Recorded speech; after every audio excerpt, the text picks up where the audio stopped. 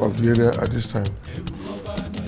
Advised to a tested, a highly experienced, a man who is cool, calm, collected all the time, a very calculative person, a man who has displayed resilience in the face of major and traumatic, turbulent issues. Doesn't need much of an advice anymore. He's seen it all.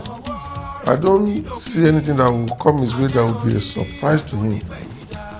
I don't know of any issue that may arise that he will not have had experience about. All I can do is to pray that God will continue to guard and guide him aright as God has always done for him. But all his life, he's always been a vanguard of the people, fighting for the people.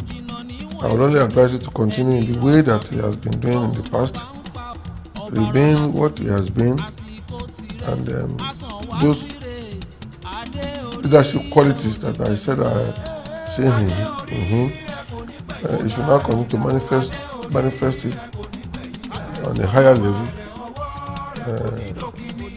Now that he's on the throne of his forefathers. Sir, we'd like to know about your relationship with Oba Mufutau Olatunji Amsat. Our relationship is over 25 years. It's a very close one. It's like that of father and son, uncle, and in a way, he's equally a very strong political leader. When I started my career as a politician, even though I've known them before I became a politician, he is very unique person of a fatherly figure, and our relationship is very cordial. He's a man of a great integrity. He's a man of honor. He has character. He's a very, very good family man. I find him as a good advisor, a very, very honest individual, forthright with you. What he will do, you will know. What he will not do, you will know at any given time. And definitely,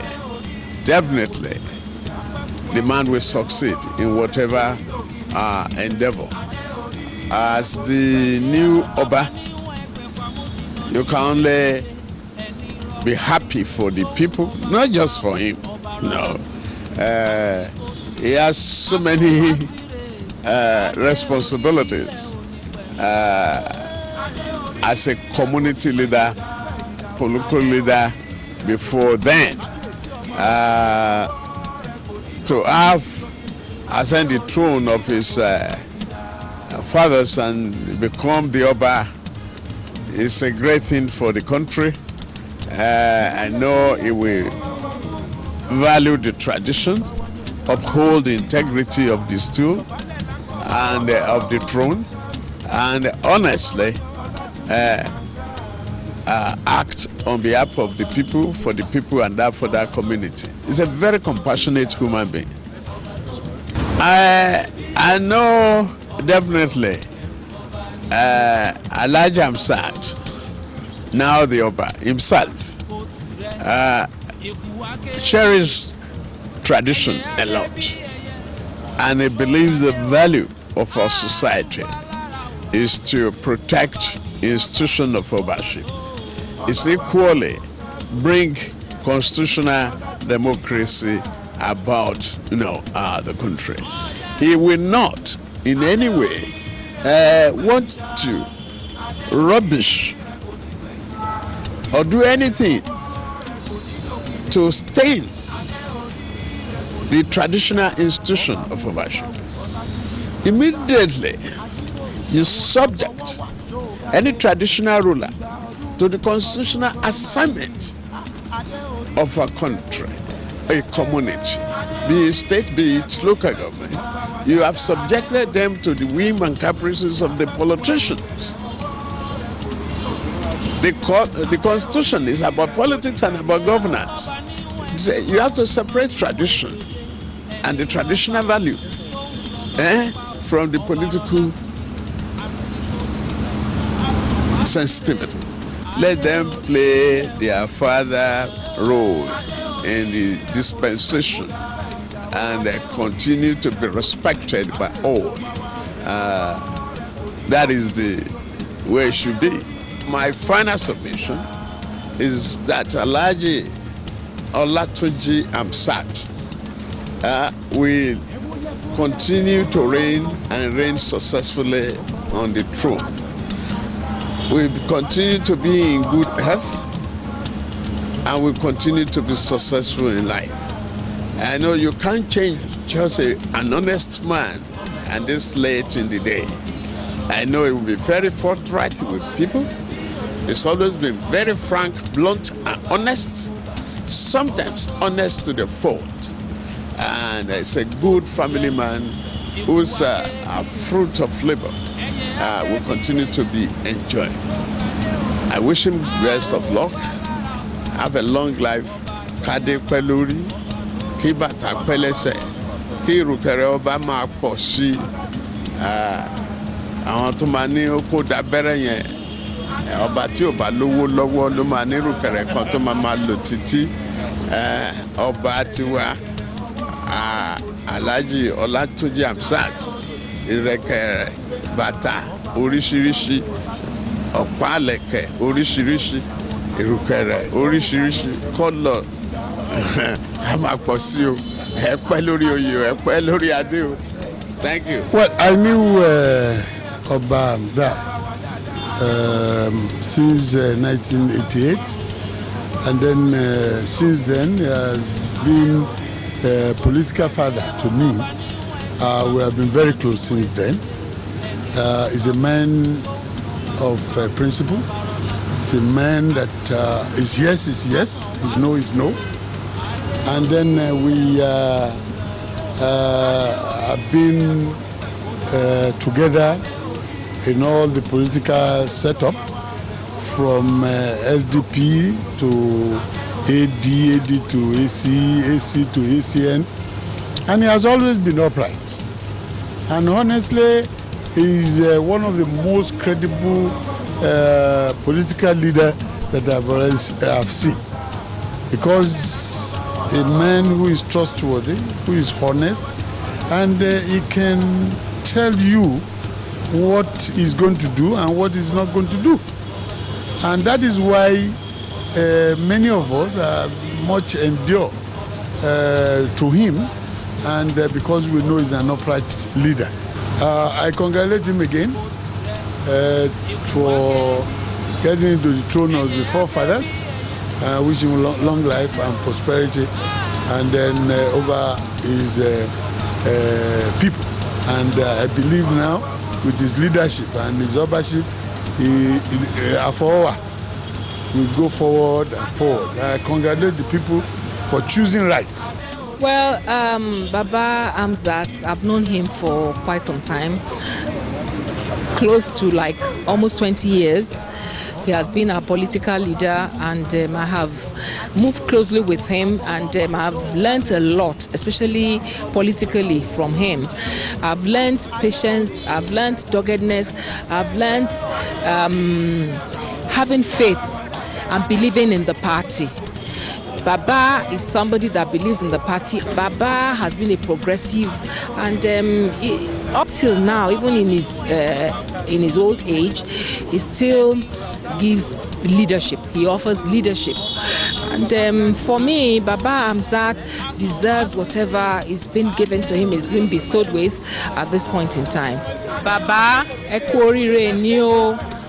adúpẹ́ fọlọ́run o pé ẹ ti ní sùúrù gan àsìkò ọlọ́run dẹ̀ ti tó báyìí o ọba tẹ́ ń jẹ yìí àsìkò yìí ẹ mọ̀ sí rere ìlú àmọ̀ sí rere o àwọn ọmọ yín àmọ̀ sí rere gbogbo àwa tá a mọ̀ yín náà àmọ̀ sí rere wọ́n ní Aṣíwájú a máa sọ yìí pé ìrùkẹ̀rẹ̀ a máa pọ̀ sí ni ìrùkẹ̀rẹ̀ yín a máa pọ̀ sí ni kò ní dínkù o lágbára ọlọ́run o àwọn ọmọ yín wọ́n á tó yín wọ́n á jù yín lọ o ibi tẹ́dẹ̀ ń lọ yìí ní àsìkò yìí bàbá nífẹ̀ẹ́ mi yín joyè o ní fi jọba o ẹ̀mí gígùn ọlọ́run á túbọ̀ fún yín lẹ́mí gígùn àti àlàáfíà ara bàbá I wish you all the very best as you move on. We are very proud of you, and I'm happy that I'm one of those who have associated with you over the years. My relationship with him is about 2 or 3-fold. One is relationship of father and son, of which he is to virtually everybody in Lagos State, and the other one is political. If you look at him from the point of being a father, you realize that this is a man who is so well loved and who works so conscientiously to ensure that the children grow. A bigger advantage for the local government where the town falls within to profit and tap from his wealth of knowledge, and also be able to even broaden their horizon, because I have seen so much, and for a man who has seen so much, a man who has learned so much, the man who can impact so much, there would have been a disadvantage for any local government chairman not to have tapped from the wealth of knowledge of such a great man. Kamal Salah Bashwa, the chairman of Lagos Island East LCD. Baba Amsat, to me, is an astute politician, a quiet but articulate politician. He's one of the great Lagos politicians that I believe has contributed to the development of Lagos. Baba Amsat has been doing his things with the fear of God. He's a religious man and that has always reflected so much in his public life. I wish Baba Amsat a very best and smooth and successful progressive reign as an Oba. Alhaji Amsat, I've known him for more than 3 decades now. Alhaji Amsat has been a very consistent man, consistent on the truth, on the path of justice. He has always been a dogged fighter. I still prefer that the traditional institution be elevated far above partisan politicking, so that they can maintain their dignified role in the cultural evolution and emancipation of our people. Let them be the custodians of our culture. They should just be in advisory capacity politically, but they should not be politically active. Otherwise, the political terrain is very murky and muddy, and we don't want to denigrate and desecrate our traditional institution. So it's best to keep them far above the fray. I believe these people are very lucky to have found somebody like that to elevate to that position. I wish him all the luck. I'm Adeyemi Ali, Chairman Ojolowo Ojoye, LCDA, Lagos. Alhaji Amsat, I grew up to know him as a young chap with my late dad. We are very close. In short, Alhaji Amsat is a father to me, though he's not my biological father, but he has been doing what expected of a father to his son to me over the years. Baba Amsat, as I called him. He's a very soft person, honestly transparent, absolute loyal to a core, to a fault. He's a peace-loving person and very plain man. I wish him long life, for him to stay back and enjoy the fruit of his labor. The joy in us in Ogun State, in our federal constituency, and in his own local government of Wekoro, is the fact that we will see more of him now as another. And whatever benefit, whatever value he has been adding to Lagos, will now be brought home. The godly principle that has been guiding him continue to live with him. He is a near perfect man. Oba Mufutau Olatunji Hamzat is a special gift from Allah to the people of Ogun State. Being a nationalist, industrialist, politician, and always Oba Olu of Afowowa Shogade is present in the Council of Obas. We give more respect to the traditional institution in Ogun State. His celebration will be a carnival. Kábíyèsí, adé apẹ́ lórí, bàtà apẹ́ lẹ́sẹ̀, ìgbà ọdún kan ni o. I'm Honorable Tijani Ojo, popularly known as Ota, former SSG of Mushin local government, Odolowo SCDA. We happen to meet Kábíyèsí Olatunji Hamzat in the field of politics as Baba, and I believe every political leader is an Oba. Though Baba now being officially sworn as Oba of Afowowa in Eweko, it is a great asset to the Ogun State government and the people at large. So my advice to the governor of Ogun State is to tap from Baba's wealth of experience. Alhaji Hamzat, we could not actually say much about him, but as a father to her, I have seen him more as an Oba, repeatedly as I've formally said, because I've had an opportunity of attending his meeting. He never see you as just a young person. He listens to every complaint and I judge accordingly. A great blessing to his reign. I pray that Baba should have long life and Allah in his infinite mercy should help him to steer the governance of his community. I am Honorable Adelebigbe Adeleke Tella. Considering His Royal Highness Oba Olatunji Mufutau Hamzat, immeasurable contribution, let me say, to the progressive, to the political class, to the traditional institution. It will be an understatement to say Baba is good. It's just one person anybody needs to meet. If you are privileged to meet him, I'm sure you will not regret it. As a matter of fact, I want to say that Kábíyèsí adé apẹ́ lórí, bàtà apẹ́ lẹ́sẹ̀, ìrùkẹ̀rẹ̀ ọba pọ̀ sí gẹ́gẹ́ bí bàbá wa Asiwaju ṣe máa ń sọ, ìrùkẹ̀rẹ̀ ọba yóò pọ̀ sí, yóò rí bẹ́ẹ̀ yóò ṣe bẹ́ẹ̀ lágbára Ọlọ́run. Rafiu Ìyàndájà yìí, Olú of Ìbògùn Ọláòparun. Bàbá wa jẹ́ ẹnìkan tí ó kó èèyàn mọ́ra, tí wọ́n nífẹ̀ẹ́ ọmọdé àtàgbà, tí adẹ̀ ń yọ́nú sí wọn. Àsìkò tí wọ́n ń tù wá lára ṣẹ́gun. Èmi ni Ọba Adégbóyèga Akínyọ̀dé Olú ti ìlú Olúke ní for local government. Bàbá wa Hamzat ìgbà ojúmọ́ ni ẹni tó ti létọ̀ tó ní ẹni pàtàkì náà ní láàrin wa ó ṣe dáadáa púpọ̀. Èmi ni Ọba Olúfẹ́mi Olú ọ̀fọ̀ṣẹ́lẹ̀. Tẹ̀rí bàbá wa àtọ́ba tẹ́lẹ̀ ni a lè sọ pé ẹnìkan ga ju ipò ọba lọ ni lóye yín a lè sọ pé èèyàn ga ju ipò ọba lọ ni but they are sent the world. Mi ní Ọba Sẹ́miọ̀ Àlàó Ọlájùmọ̀ṣojúpọ̀ oníjàgbọ̀n ti ìlú Ìjẹ̀bú ní Ìtorí ward local government. Bàbá Hamzat wọ́n jẹ́ bàbá fún èmi pásọ́nà àtọ̀ sí pé wíyà pé àjọ jẹ́ ọba wọ́n sì jẹ́ ẹnìkan tí wọ́n ń fẹ́ ti ọmọdé tí wọ́n ń fẹ́ tàgbà tí wọ́n sì ń ṣe gudugudu méje yàyà mẹ́fà sí agbègbè yìí ẹni tó ti létọ̀ òun náà mú bàbá sí.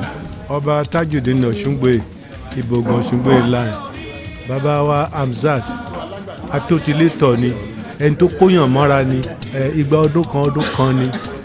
Orúkọ mi ni Ọba Emmanuel Babatunde Ọ̀ṣúntògùn Ìsinmi tìlú Wàsímì Ewéko ìjọba ìpínlẹ̀ Òjò. Èmi ò rí níta fẹ́ sọ nípa bàbá wa tí àwọn ará mi ò ti sọ ń bí lẹ́nu ṣùgbọ́n mo rí bí bàbá jẹ́ aṣíwájú rere. Orúkọ mi ni Ọba Abdulgafar Ọlásùnkànmí Tijani Orílóyè wa. aláwo wọ̀ fàwọ̀ wọ̀ tí n bá ní kí n sọ̀rọ̀ bàbá Amsat ó máa ṣèwé ó máa so kọ́lọ́run lọ́rọ̀ ẹ̀mí wọn kọ́ máa kú mọ́ àlójú báyìí ìgbà ọdún kan ni. èmi ni Muftahu Adisa Akíndélé ọba ìlú Péjú Òkè Odò bàbá yẹn olórúkọ mi ni Muftahu lòun jẹ́ bàbá dáadáa ni bàbá tó ṣe é fi hàn ni bàbá tó ṣe é gbẹ́kẹ̀lé ni olódodo olótìtọ́ ni àṣetán àti tẹ̀lé dí ibikíbi tó bá ń lọ wọn á sì wà pẹ̀lú ẹ̀ ní wọn lọ́rọ̀ ẹ̀mí.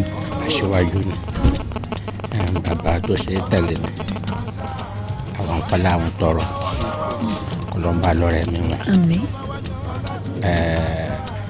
wọ́n ti ń fọwọ́ pa owó wọ́n ti ń fẹ́rẹ̀ gidi òbí kọlọ́mọdé kọ̀ọ̀kan jùlọ.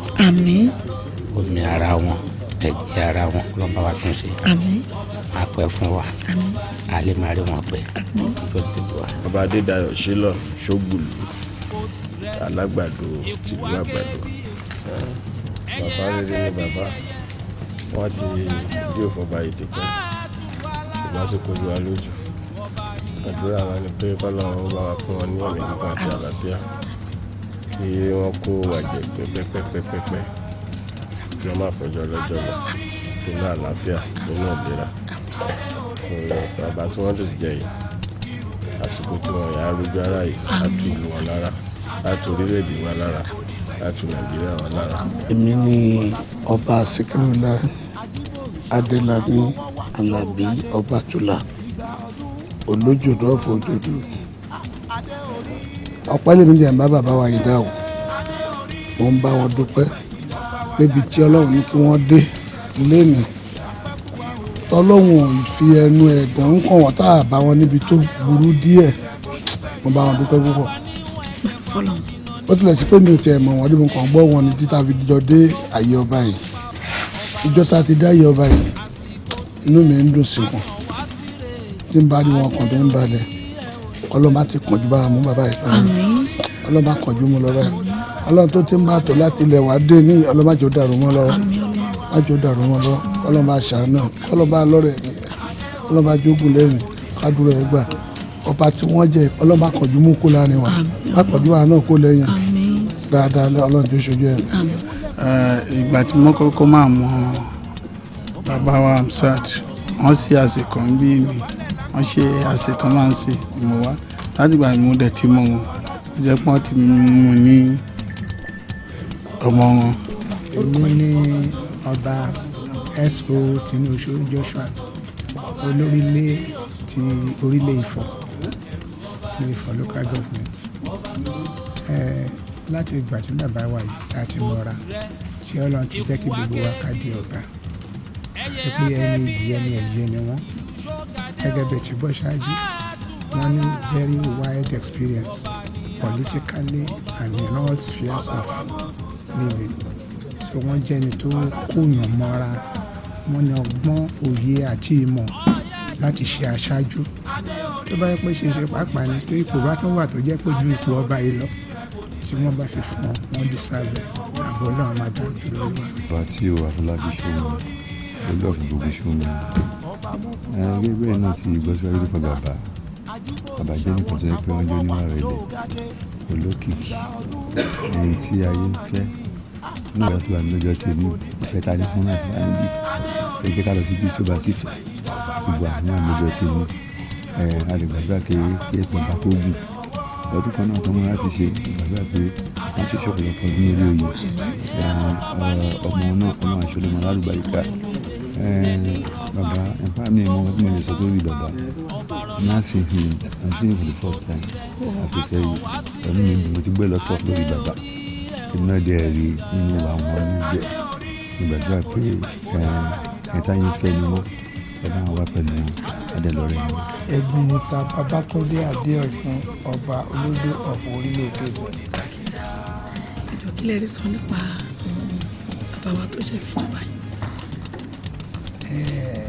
bàbá dáadáa olójú àwa síbí báyìí níjẹsàn ọmọ wa síbí báyìí tó ń bẹ lójú ọ̀fọ̀ ọdẹ dáfara bàbá tó dáa tó ṣe faramọ́ yẹn wọ́n lawọ́ nínú ìrìn àjò yìí nígbà tí gómìnà pè wá ètí bàbá ṣe wọ́n ṣe gudugudu méje yàyà mẹ́fà níṣẹ́ ni wọ́n dẹ̀ fi ẹni olóore hàn làwọn ṣe dúró tí wọ́n pé òun làgbà.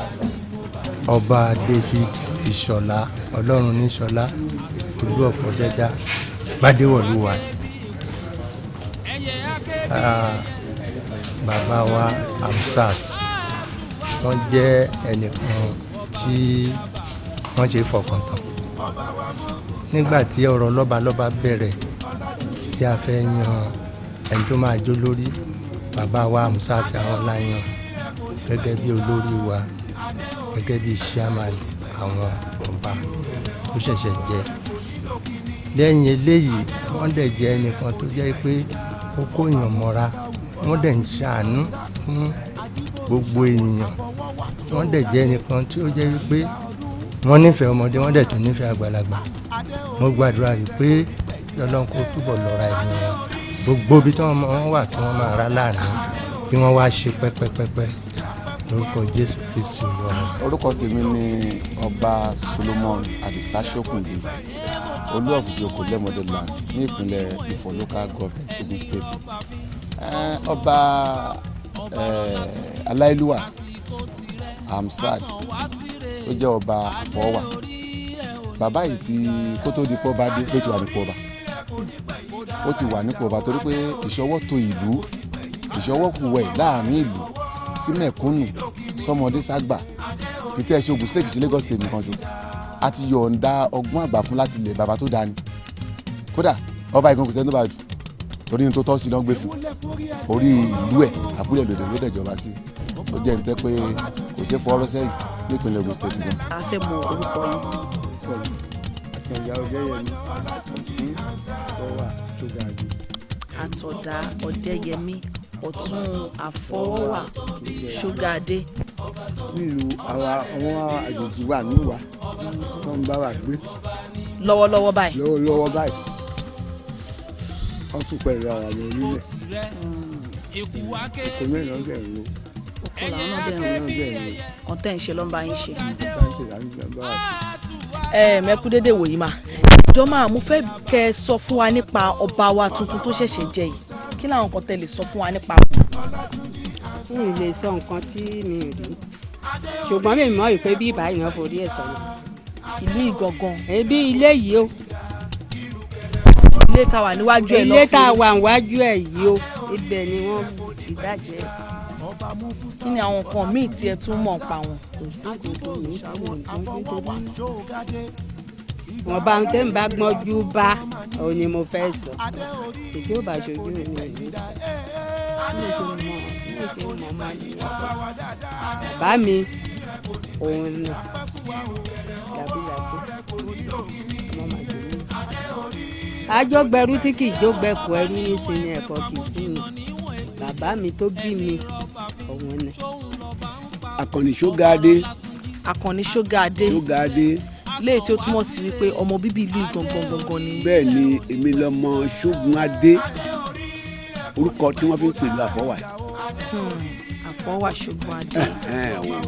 Ẹ jọ kí ni oyè tí ẹ̀yin jẹ ní ìlú yìí? Ajagunà. Ajagunà. Ajagunà. Kí ni ìtumọ̀ ajagunà yẹn? Ẹ ṣe ajagunà yẹn náà ni pé bàbá wa jagunjagun náà ni jagunà. Ó takuntakun ìlú ni. Ẹ jọ ṣé ẹ lè sọ fún wa àtìgbà tí wọ́n ti ń jẹ baálẹ̀ ní ìlú yìí? Ṣé máa sọ díẹ̀ mbẹ́ nítorí pé kí ni wọ́n ti ń jẹ bàbá mi wọ́n ti jẹ baálẹ̀ méjì nílùú yìí. Bàbá yín gangan. Bàbá mi jẹ yóò bàbá mi jẹ again kó ló wá má kàn án tó kù. Bíi mélòó ló ti jẹ nílùú yìí títí di àsìkò tá a sọ̀rọ̀? Ìtọ́jú jẹ́ nílùú yìí títí di àsìkò tí a wà yìí nígbà tí a wà gbọ́njú yìí ó di tó 6. Kí ni àwọn nǹkan ìwúrí tí ọba tuntun yìí ti gbé ṣe fún yín? Ọba tuntun ó ṣe o sórí ìtókù yìí á túbọ̀ gbé yọrí. Ẹ̀yin náà wò lúwa yìí atẹ́gùn àlàáfíà fẹ́ sí ìlú wa ọ̀dọ̀ ẹ̀ la ti ń bọ̀ ní ìsìn ó bá ṣẹ̀ṣẹ̀ lọ ó ṣẹ̀ tó para fi kò báyìí ó ṣe o wípé kí ni ọlọ́run ọba àyànfẹ́ ẹ̀dá lọ́lọ́run fi ṣe fún wa ní àfọwàṣọ́gáde tó fi dúró lórí ìlú wa nìyí. Alhaji Bashiru Mustapha. kábíyèsí yẹn àbúrò jẹ́ fún wa ó ní bàbá gbogbo wa lọ bẹ́ẹ̀ torí ọlọ́run kẹ ó dẹ kò dẹ ojú owó tí ìwé òkú ọkọ̀ jẹ́ kékeré ẹ̀kọ́ náà nínú ẹ̀ tó nígbà tí a bẹ̀rẹ̀ sí pààrọ̀ Àbújá nítorí àbẹ̀rẹ̀ àtàgbọ́mà tó bẹ̀rẹ̀ sí lọ tó ń bọ̀ tó ṣe tó ń kówó lọ òkè tó kékeré tó máa lọ́gbọ̀n tó wá pé kí náà dé ìwé báyìí náà ṣe báyìí náà ṣe báyìí ọ̀rọ̀ ẹ̀ oní o ti náwó fún àwọn òkèèrè owó tó ti náà bẹ̀rẹ̀ ó ti lé ní 500,000 oníbọ̀tì ọ̀dọ̀ gbogbo jáde tó lọ fún ọ̀rẹ́ ìṣòro àìsíwájú ẹ̀yà tó bá yá ọlọ́run àjẹpọ̀ bá ó kàn sí ajá rí i pé ọkọ̀ gbẹdẹ agbọ́mọ àwọn àádẹ́ rò pé Àbújá náà ti gbé wa náà tí olólùrà fúnra rẹ̀ láì gba kọ́bọ̀ lọ́wọ́ anybody ẹ̀ kábíyèsí wa yẹn ó ṣe bẹ́ẹ̀ ó ṣe ribiribi fún yín. tó ẹ rí gbogbo ọ̀nà tí ẹ bá wáyé gbogbo ẹ̀. ọ̀nà yẹn wọ́n ti ń gírèdì ẹ̀ ọ̀nà méjèèjì yẹn. àwọn gangan fúnra wọn. fúnra rẹ̀ katapila 5 ológbà ló san owó fún. láti àpò ara wọn. òṣìṣẹ́ kankan ló máa náà ní 10 kọ́bọ̀ ń bẹ̀. láti sọ àwọn ẹ̀ ní nǹkan ṣe lábúlé pé bóyá a máa ṣe nǹkan lábúlé yìí kó jẹ́ nǹkan tí alábúlé wò wá láti dáwọ́ àbíká ṣe ká máa gbówó fún àníká lọ fi kówó tó bá tó ṣe àníkan lọ fi ṣe láti sọ mi ò lè sọ̀rọ̀ ẹ̀ tílẹ̀ má fi mọ́ mi ò ní dákẹ́.